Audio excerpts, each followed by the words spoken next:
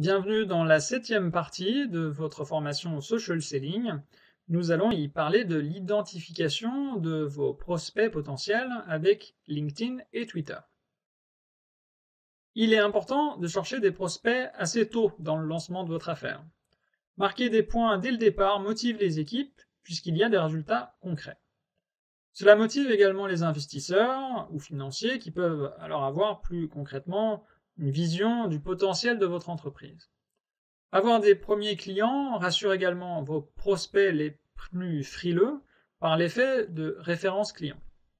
A contrario, une erreur courante consiste à vouloir que tout soit parfait avant d'entamer l'opérationnel en social selling. Non, n'appelle pas encore prospect. Il manque une virgule sur la page d'accueil du site. Imagine si un client tombe dessus, tout va capoter. Ou encore, non, attends, je pense que ton discours pour le warm calling manque encore un peu de peps. Je vais le réécrire. Moi, je dis non. Lancez-vous. Il ne faut pas attendre d'avoir en théorie une stratégie social selling parfaite. Pourquoi? Parce que vous perdez du temps et que vos prospects ne vous attendront pas, eux, de leur côté, pour trouver une solution chez un concurrent. Ensuite, parce qu'il y a un gouffre entre la théorie et la pratique, et que la pratique permet justement d'optimiser avec efficacité sa stratégie de social selling.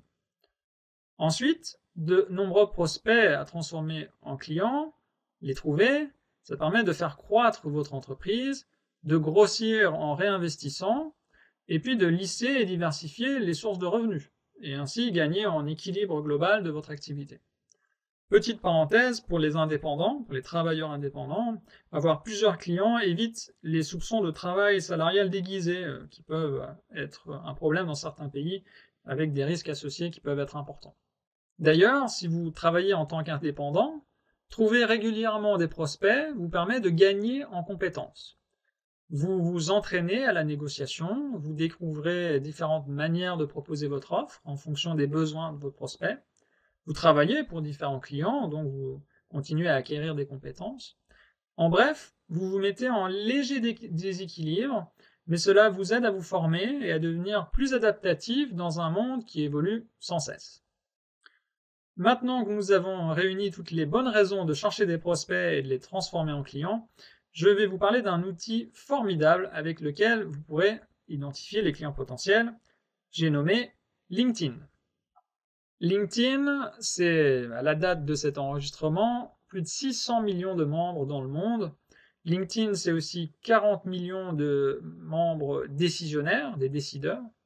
Autre chiffre qui dévoile l'importance de ce réseau social professionnel, 100% des entreprises du Fortune 500, l'équivalent du CAC 40 pour les entreprises américaines, sont représentées par des cadres sur LinkedIn. LinkedIn est donc un véritable terrain de chasse pour les social sellers. À ce propos, voici des conseils de soft social selling, suivis par des techniques de hard social selling. Le côté du social selling doux se rapprochera ici de ce qu'on appelle l'inbound marketing, un terme que j'ai déjà évoqué. Concrètement, il s'agit de mettre en avant son expertise, le plus souvent au sein de contenus qu'on diffuse sur Internet, et dans notre cas sur LinkedIn. Ce contenu attire des personnes intéressées par ces sujets et donc des clients potentiels qu'il faudra ensuite contacter. La curation de contenu est une technique de soft social selling.